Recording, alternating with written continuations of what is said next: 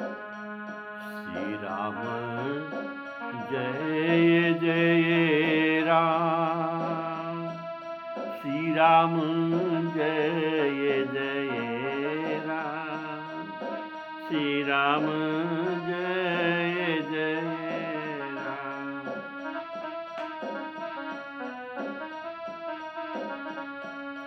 श्री राम जय जय राम, श्री राम जय जय राम, श्री राम जय जय राम।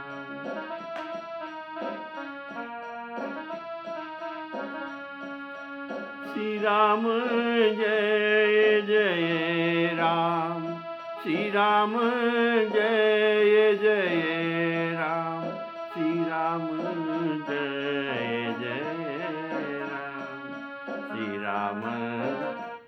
राम जय जय राम, श्री राम जय जय राम, श्री राम जय जय राम।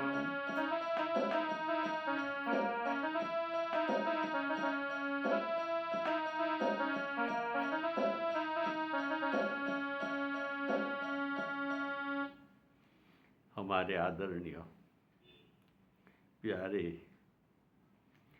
श्रोताओं, राम भक्त सभी को मेरा सादर राम राम कहकर राम कथा प्रवचन को स्वागत करता हूँ। प्रेम से बोलिए श्री राम जय जय राम, श्री राम जय जय राम, श्री राम जय जय राम। आप लोग पिछले एपिसोड में एक कौतूहल प्रसंग सुन रहे थे कि पार्वती जी के तपस्या पूर्ण होने पर, इनके तपस्या में सिद्धि हो जाने पर पार्वती जी के प्रेम को परीक्षा करने के लिए सप्तर्षि आकर वहाँ पहुँचे हैं और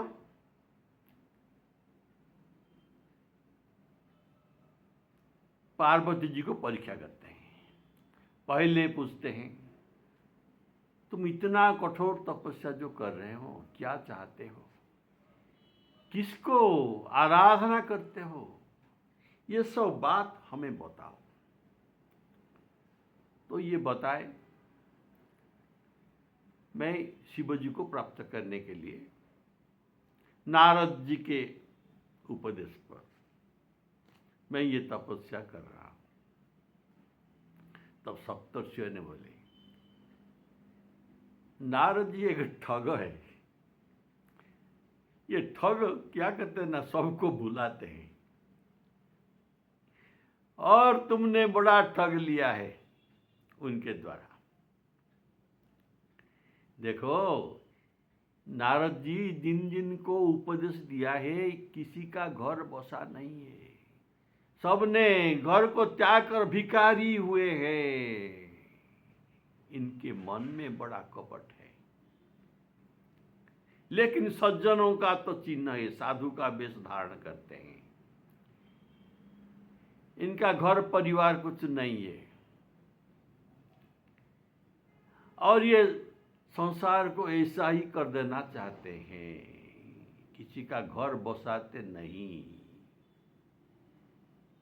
तो इसके लिए कुछ उदाहरण तो देना चाहिए। तो पहले उदाहरण दिया कि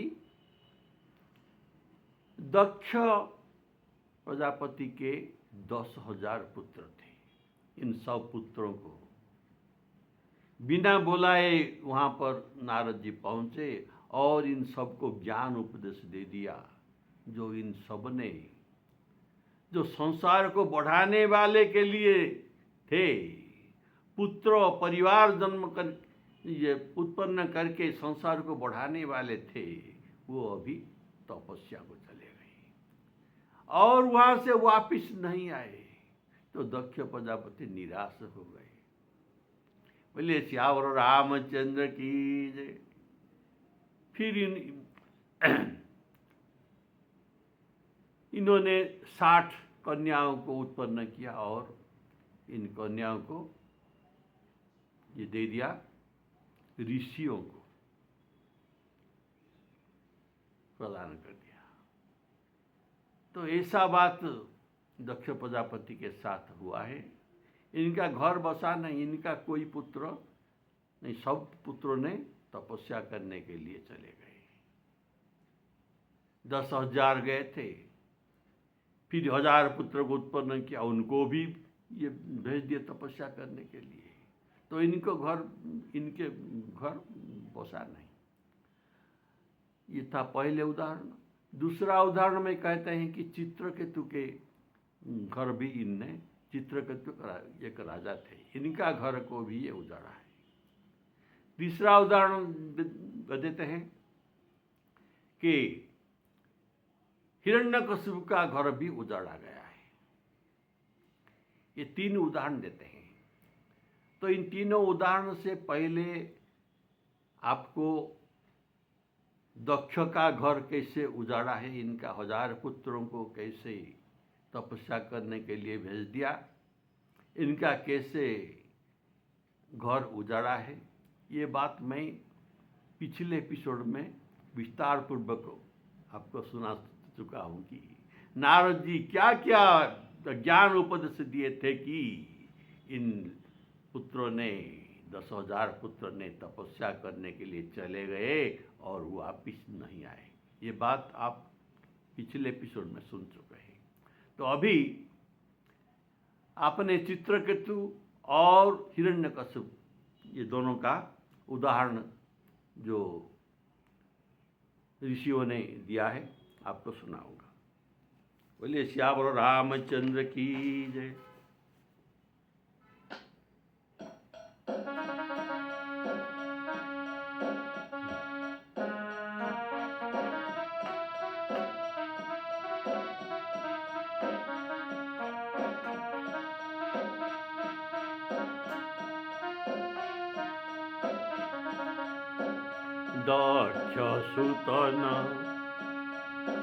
दक्ष सुतन उपदेश निजाई, तीन पीढ़ी भवन न देखाई।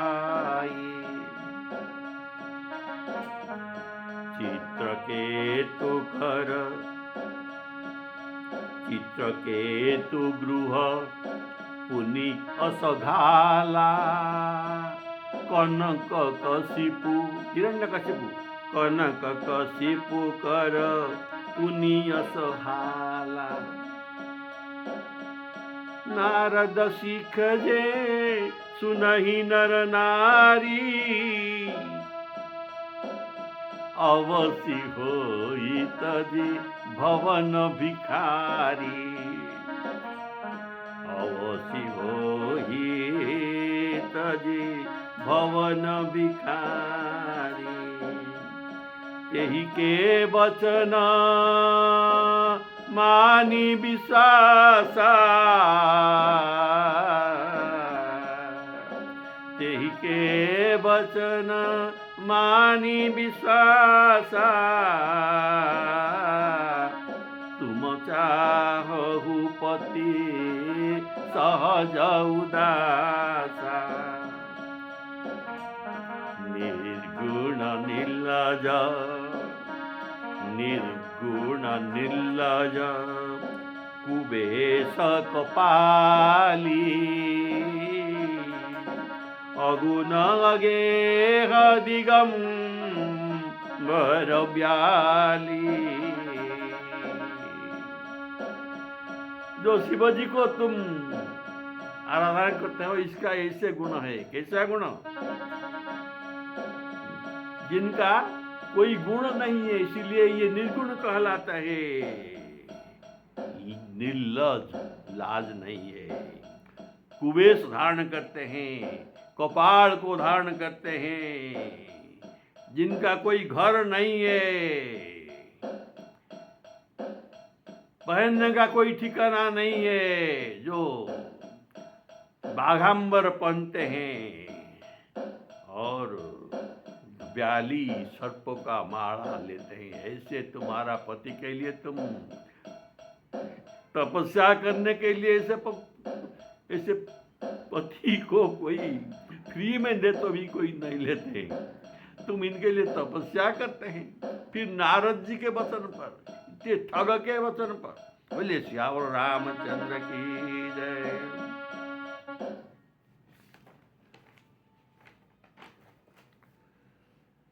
तो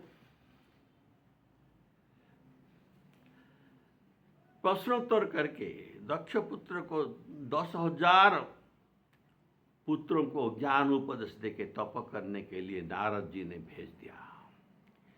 ये पुत्रों फिर दक्ष के घर नहीं वापिस आए। फिर दक्ष के 1000 पुत्र ने, दक्ष ने फिर 1000 पुत्र को उत्पन्न किया। तो इनको भी नारद जी ने तप करने के लिए भेज दिया। तो फिर दक्ष ने 60 कन्याओं का जन्म करा। तो ऋषियों के साथ इनका विवाह करा के सृष्टि को बढ़ाने के लिए छोड़ दिए। तो कन्याओं के द्वारा ये सृष्टि को बढ़ाए, ऋषियों को ब्याह करने के लिए। चित्रकेतु का चरित्र अभी सुनिए, जो श्रीमद् भागवत में विस्तीर्ण भाव में वर्णना है। यह है सुरसन राज्य के राजा चित्रकेतु। ये सुरसन राज्य के राजा थे। उनके 1 करोड़ पत्नी थे। कितना पत्नी? 1 करोड़ पत्नी। ये करोड़ रानी थे, लेकिन किसी का भी पुत्र संतान नहीं था। कोई भी संतान नहीं था, कन्या भी नहीं था।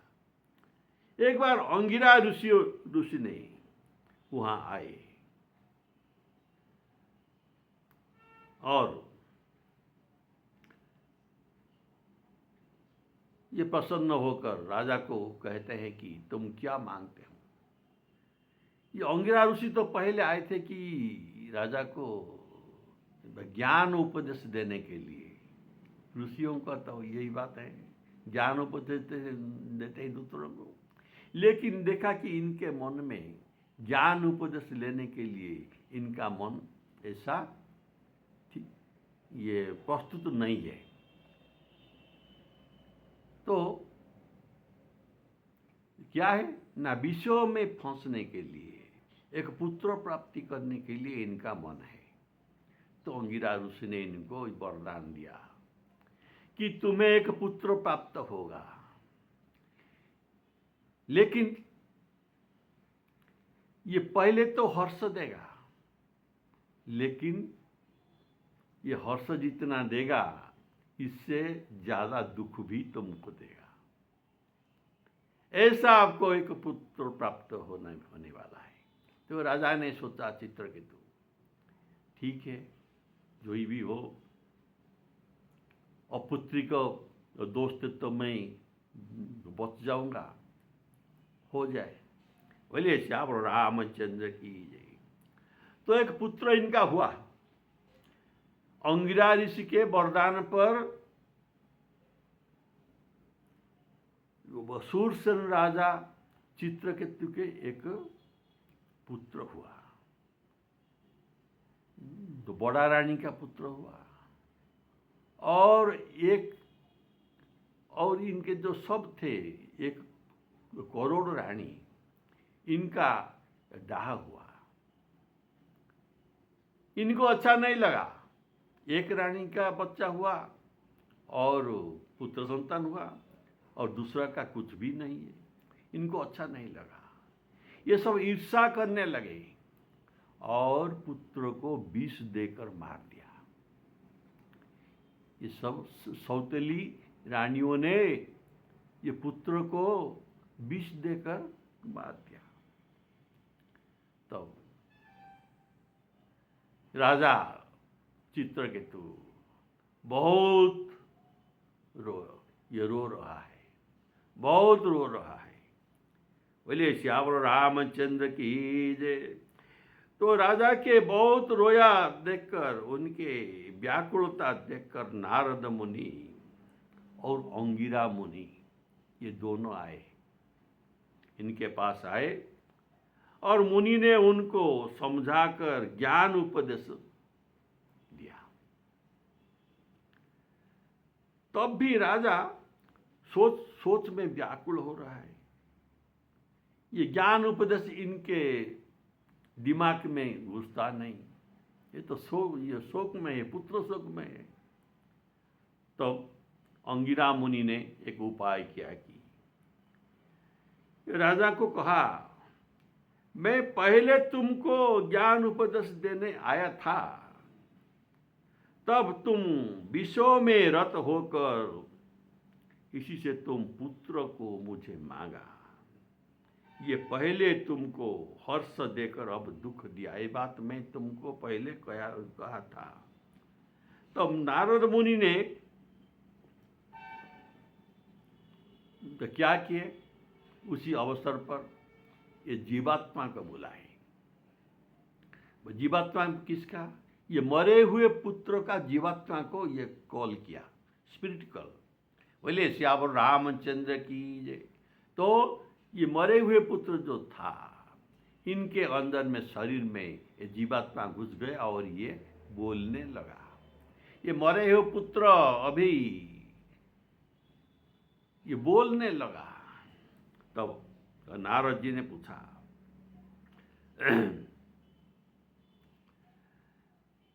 ये रोते हुए राजा आपके पिता है? हे जीव, हे जीवात्मा, ये रोते हुए पिता, ये रोते हुए राजा आपके पिता है। जीवात्मा ने कहा, मैंने तो अनेक बार जन्म लिया है, तो ये मेरे किस जन्म के पिता है? ऐसे जीवात्मा ने राजा को नहीं पहचाना। जिन राजा ने अपने पुत्र के लिए इतना रो रहा था, सिर पीट दुन कर, तो इस जीवात्मा ने उनको नहीं पहचाना नहीं। तब राजा ने नारद जी को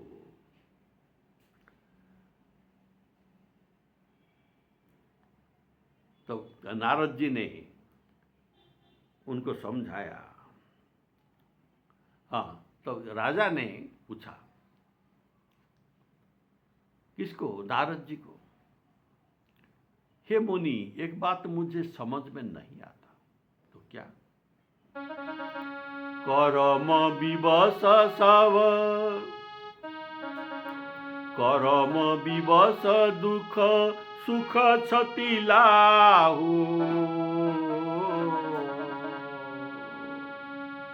करम विवश दुख सुख क्षति लाहु। दुख सुख लाभ क्षति ये सब तो कर्म के अधीन है।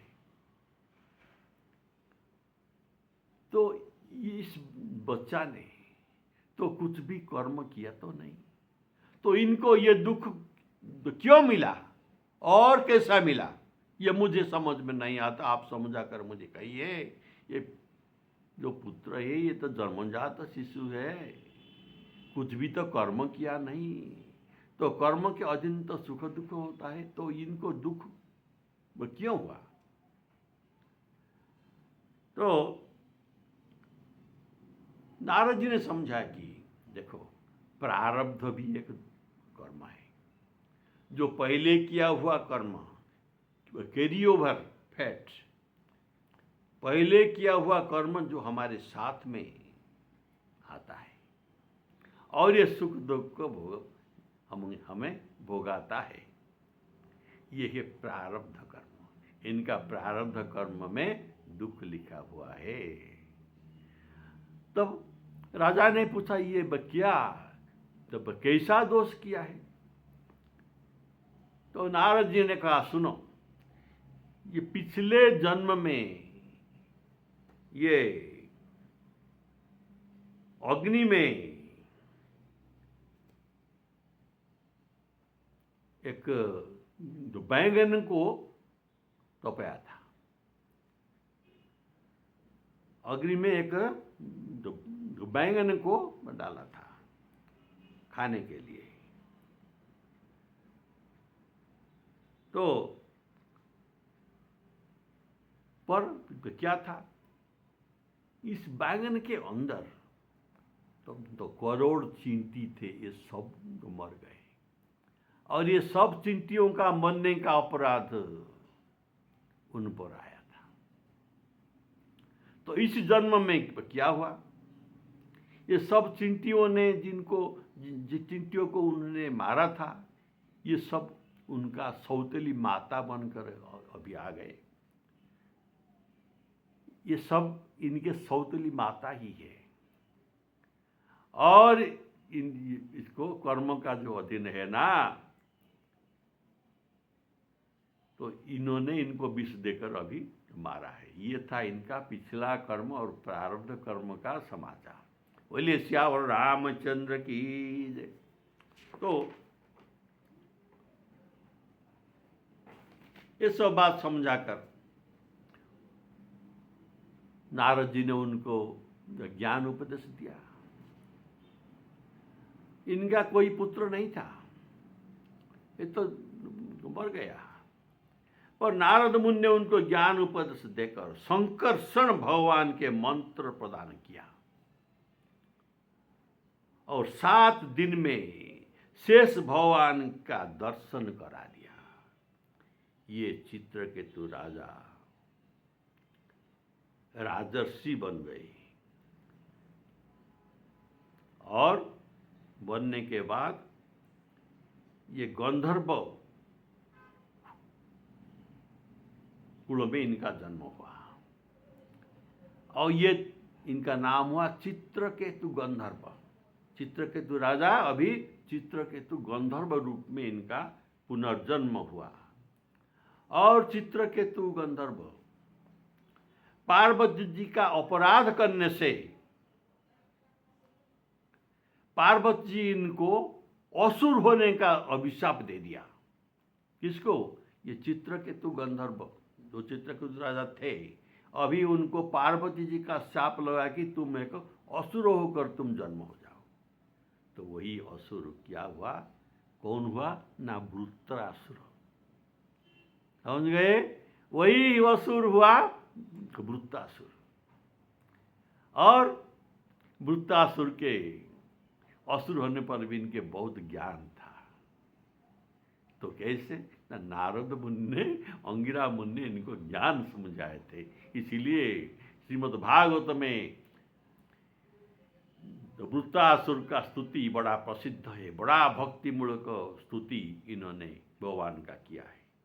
और इनका इंद्र के द्वारा वध हुआ है। तो कैसे? न ऐसा असुर को वध करने के लिए दधीच मुनि का अस्थि का जरूरत पड़ा, जिसको विश्वकर्मा जी ने जिस अस्थि को वज्र बनाया। तो वज्र दधीच मुनि के अस्थि से बनाया गया है, और इसी वज्र से इनका प्रहार करने पर इनका मृत्यु हुआ। बोलिए श्यावर रामचंद्र की जय। तो क्या हुआ? चित्रकेतु का हाल क्या हुआ? तो ये सप्तर्षि ने बताया कि देखो, इनका पुत्र तो पिछले जन्म में नहीं था, और इस जन्म में भी इनको वज्र द्वारा मारा गया, इनका घर उजड़ गया। बोले श्यावर रामचंद्र की। देखिए, अब ये परीक्षा कर रहे हैं।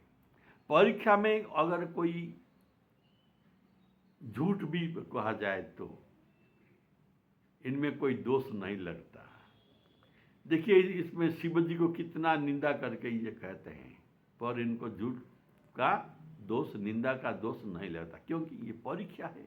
परीक्षा कौतूहल है, ये सच में तो नहीं कर रहे हैं ना। किसको परीक्षा करने के लिए? इनका भक्ति को परीक्षा करने के लिए बात करें। इसीलिए इनको असत्य कहने पर भी इनको दोष नहीं लगता। बोले श्यावर रामचंद्र की। ये था चित्रकेतु का हाल। इनका घर उजड़ा है जो नारद जी का उपदेश पर ही। और हिरण्यकशिपु का घर भी इनके उपदेश पर ही उजड़ा है। तो कैसे? ना हिरण्यकशिपु की स्त्री का नाम था तो कयाधु। तो क्या नाम हिरण्यकशिपु के स्त्री का नाम? कयाधु। तो कयाधु गर्भवती थी और यहाँ हिरण्यकशिपु ने वर प्राप्त करने के लिए तपस्या करने के लिए चला गया। तब इंद्र ने सोचा कि हिरण्यकशिपु के द्वारा तो हम इतना अवसादित हो रहे हैं, इतना दुख पा रहे हैं, अगर इनका पुत्र भी तो जो होगा ये भी हमें दुख देगा, तो इसको क्यों पहले से मार दिया नहीं जाए इस पुत्र को। तो इनका ऐसा योजना रहा देवताओं का। हिरण्यकशिपु के पत्नी के गर्भ के अंदर जो शिशु है इनको ये मारने चाहते हैं इनके फायदा के लिए। पर तो इनको इसलिए कयाधु को ये कशिपु के पत्नी को उन्होंने चुरा कर ये ले गए, हरण करके ले गए। तो वहाँ नारद जी पहुँच गए और कहे कि इंद्र तुम घबराओ मत, तुम्हारा सोच गलत सोच है। ये तुम्हें उद्धार करेगा,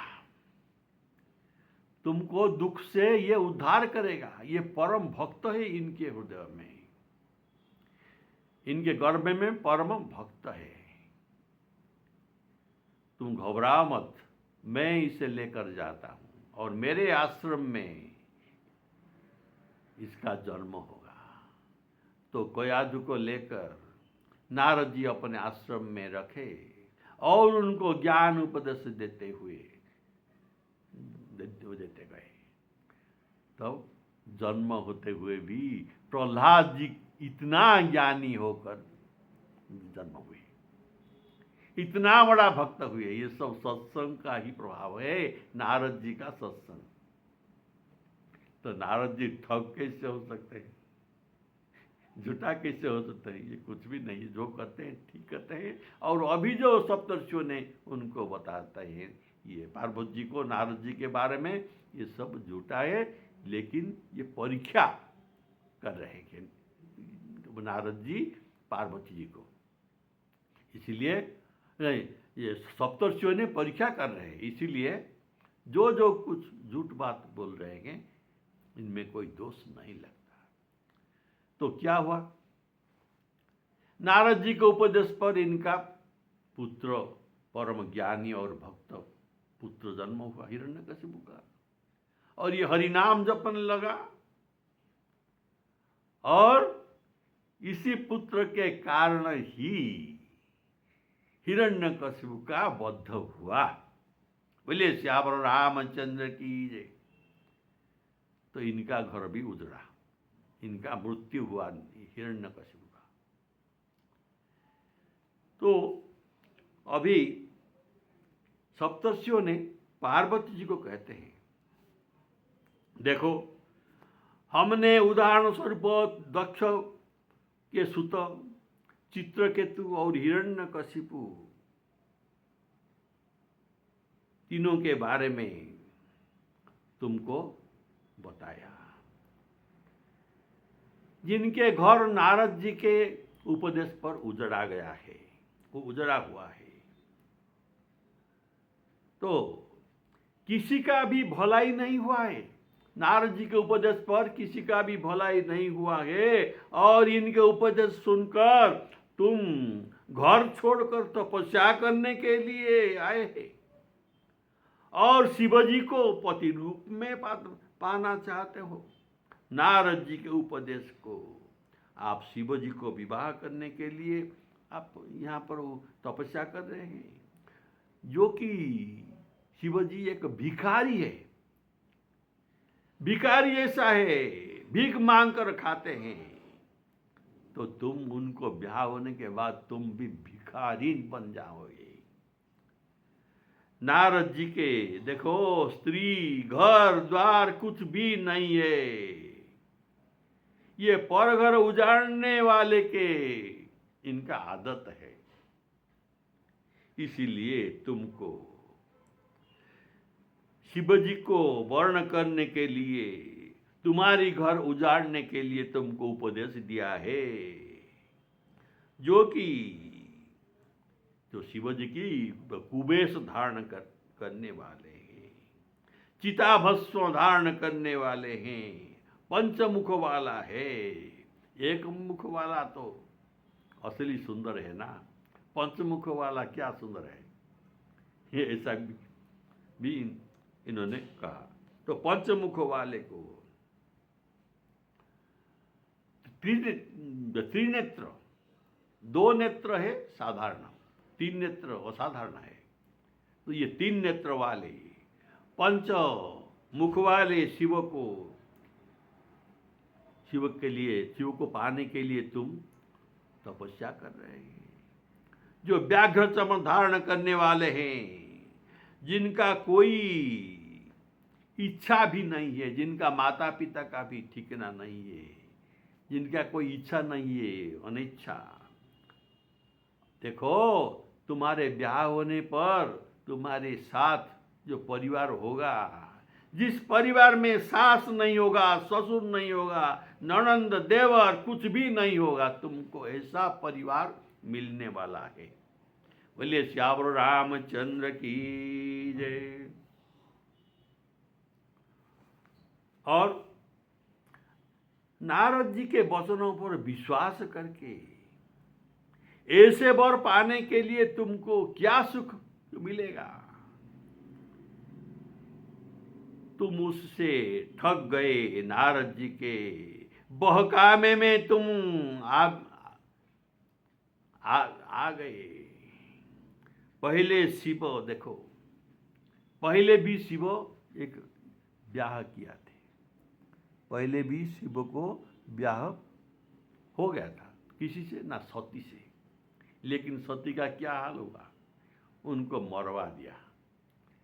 बोले श्याम रामचंद्र, ऐसा झूठ कहते हैं हम। उनको बाहर भेज दिया, पिता के घर भेज दिया, और ये उनको मरवा दिया। और देखो, अभी अकेले में ही रहते हैं, कुछ चिंता नहीं है, परिवार का, घर का भी कोई चिंता नहीं है। तो इनके घर में कोई स्त्री क्या टिक सकता है, जो तुम जाकर उनको इनके घर में पत्नी बनकर रहोगे? बोले श्यावर रामचंद्र की जय। ऐसा वर पाने के लिए कुछ भी सुख मिलने वाला नहीं है। तुम एक ठग के द्वारा तुम्हें भुलाया गया है।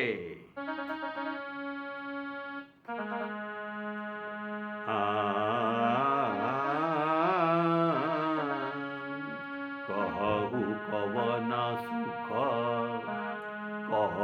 कवन सुख असबर पाए, भल भूलिहु ठग के बौराए।